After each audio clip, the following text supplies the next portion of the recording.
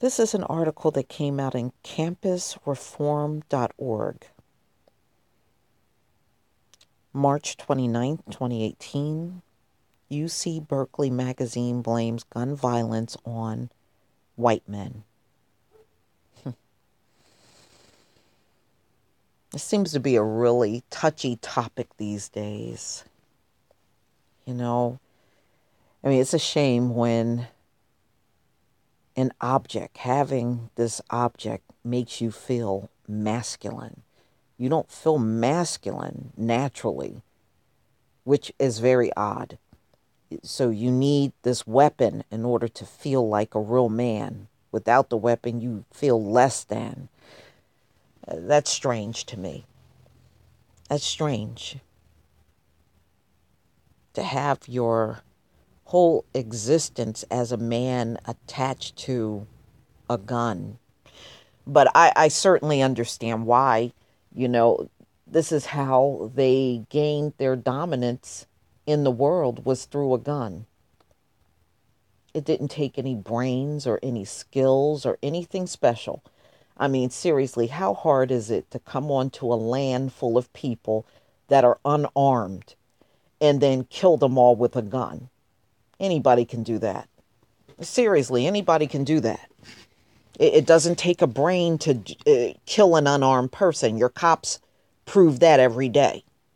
You don't need a brain to pull the trigger on the gun. I mean, you don't even need to be smart. But see, the way you gain the earth is going to be the way you lose it. All right. A magazine published by the University of California, Berkeley recently offers 7 insights to help readers make sense of gun violence. The article asserts that white males, especially conservatives, are more likely to embrace gun ownership than women or minorities due to economic frustrations, racial fears, and a desire to regain their masculinity. Well, that sounds like a bunch of psychological BS. You know, so in other words, they project all that shit onto everybody else. Okay. An official University of California, Berkeley publication is offering insights to help readers make sense of gun violence, primarily blaming it on conservative white men. For many white men, guns are a source of meaning and purpose, Jeremy Adam Smith asserts, noting that the American citizens most likely to own a gun is a white male, but not just any white guy. Smith is the editor of Greater Good magazine, a publication produced by UC Berkeley Greater Good Science Center to explore the science of a meaningful life and turn scientific research into stories, tips, and tools for a happier life and a more compassionate society. Well, good luck with that. I don't think you can make America more compassionate. I think it's impossible. Smith asserts that the kind of man who stockpiles weapons or applies for a concealed carry license meet a very specific profile, referencing a study by 2 Baylor University sociologists that claim white men are emotionally and morally attached to their guns. You're not attached to your woman. You're not attached to your families. Your emotions and morality is attached to a gun. Okay. That just sounds weird, but okay. I'm just going to move on.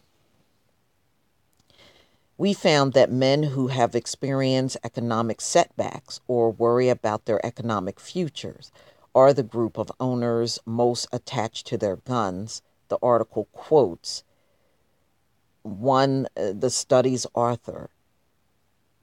All right, so whose fault that you experienced a setback? Okay, never mind. Moving on. Those with high attachment felt that having a gun made them a better and more respected member of their communities. I'm a better person because I have a gun. better person. Okay. I'm just trying to picture even saying something like that, but okay. According to Smith, the researchers determined that the same observation wasn't true for most women and people of color. Okay. Who didn't turn to guns to make themselves feel better when they encountered setbacks. Religious faith, meanwhile, appeared to lessen white men's attachment to guns. So the more they were into their faith, the less they were attached to guns. Okay, I get it. Smith says the researchers speculated that economically insecure, less religious white men see gun ownership as a way to regain their masculinity. Well, where did it go? Where did it go? You know, is it that they don't teach white males good self-esteem, to have good self-esteem? Because that's what it sounds like to me. It sounds like they are lacking seriously in self-esteem, so they turn to the gun to make up for what they're lacking in. It sure sounds that way. If they're not trying to make it sound that way, it sounds that way to me. The article does acknowledge other possible explanations, citing another study finding that many white male gun owners are also motivated by a desire to be the good guys and protect their families. Smith's fifth insight into gun violence, however, references the same study as evidence that rising gun sales are linked to racial fears. What racial fears? This is what I don't get. Okay, I don't get it. You know, I think these people work themselves up into these fears. I seriously do not believe that black people are getting up on a regular basis making them feel that way. I think this is something within themselves. I really do. And you see this in their cops. When it comes down to their racial fear, they become completely irrational about everything. Everything goes out the window as far as common sense is concerned. And that's not our fault. That's their problem. Okay, getting back to this. Explaining that the author of the study discovered that many concealed carry applicants in Texas mentioned Barack Obama as a motivating factor, specifically his support for free health care and welfare. That doesn't make any goddamn sense. Okay, I'm moving on. And Obama's not the president anymore. Move the hell on. Obama's presidency, they feared, would empower minorities to threaten their properties and families, Smith concluded, based on those policies related concerns. You know what it is? They assume we're going to start acting like them. That's what it is. Now I fully get it. They act out all the time. All throughout history, you see them acting out, and you see them acting out violently. And they just automatically assume, well, we're doing this. Black people going to start doing this too. And it ain't so. We don't, many of us, we don't want to aspire to be like white people. I know you might find this shocking, but many of us don't. We look at your past, we look at your present, we look at the conditions that the country is in now. We ain't inspired. I don't know what you think, but many of us do not want to be like you. And we don't wake up every day trying to be like you. Oh, wow.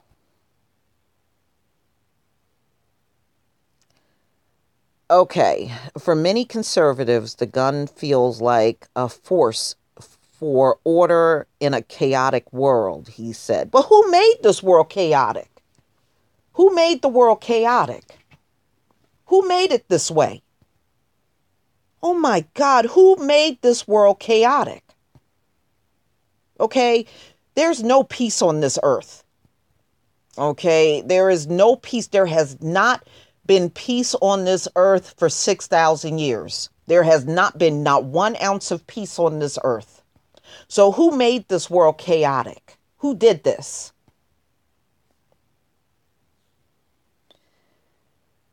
Okay, conservatives felt less risk and greater personal control than their liberal counterparts when asked to hold a firearm. I think it's very, I think very many conservatives would dispute the idea that firearms can be intensely meaningful. Smith told Campus Reform, they are symbols of liberty, independence, and self-reliance, power. That's the kind of meaning the researchers found, and you can see the meaning conveyed on almost every page of the NRA's website. The slogan on their homepage, it's not just about guns, it's about freedom. Okay, I'm going to ask this one more time. Who the hell is taking your freedom? I know black people ain't taking your freedom. So who's taking your freedom? Who's taking, I mean, that's making you so paranoid. Who's taking your freedom? Is there, please put it in the comment section. Anybody, please put in the comment section who's taking a white male's freedom away from them. It sure as hell ain't the black community. So who's doing these things? It has to be other white people, because it's not us. Who's taking their freedom away? please put it in the comment section. It sounds like white males are white males' worst enemies. That's what it sounds like to me.